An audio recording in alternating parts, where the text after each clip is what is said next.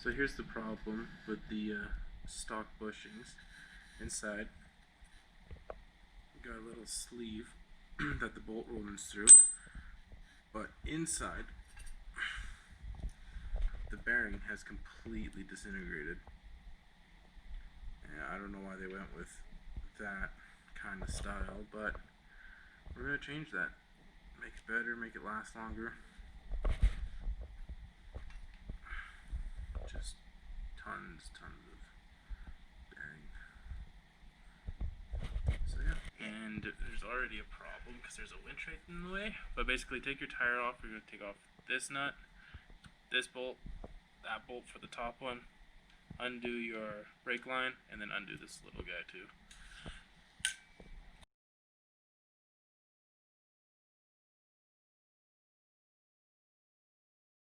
So drop your skid plate in the front. It's just 2 bolts. I think they were 10, and then there's 4 bolts that go in there.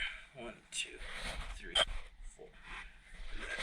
After that, you'll be able to move your winch around and get that bolt through. We spent 3 hours trying to do it without moving the winch, but it just doesn't work. So make sure you do that. So when you get it all apart, we can shimmy rig this. And we were able to pull it out and then beat that end off. But you'll be able to pull that bolt out, and then you'll be able to get the arm off. And when it's still attached, it'll swing around like that. And then you can actually just work on it like this if you have a jack stand or something. But ours came free, so which is good.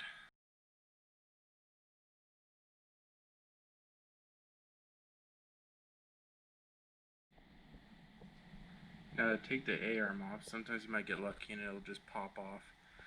But in this case, she's stuck, so I'm going to use this pickle fork. Now it's the third size, so there is potential to damage the poop.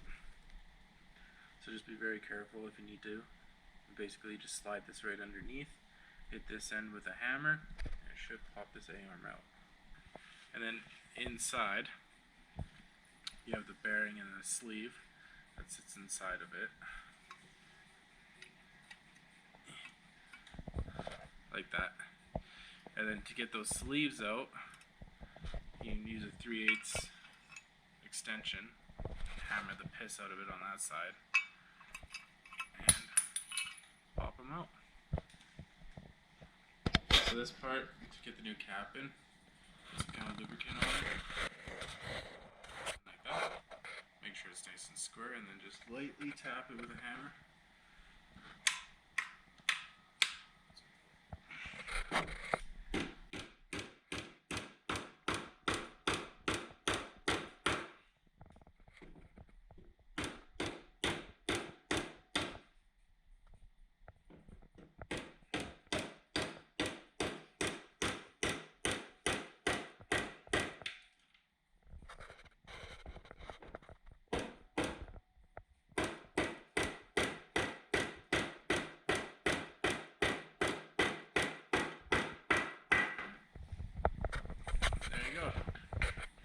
Now you're ready to put it back together.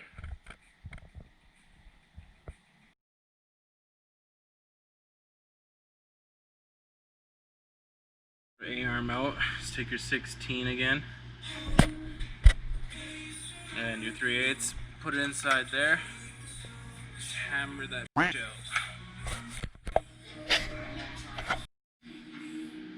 And once you get it hammered out, that's what it should look like. That's the bearing on the inside. I just gotta do it the same on the bottom. And once you're done that, make sure all your bolts are in. Got this one here, top of the arm. Make sure you put your castle nut on, cotter pin, and then these 2 for your lower A-arm. Pop those bolts back in. Put your castle nut back in on the bottom, plus the cotter pin. Put your shock bolt back in, and you're good to go. Absolutely no play in it now. So that should eliminate the kind of swaying on the road at high speeds. So yeah, anyways, that's it. Thanks for watching.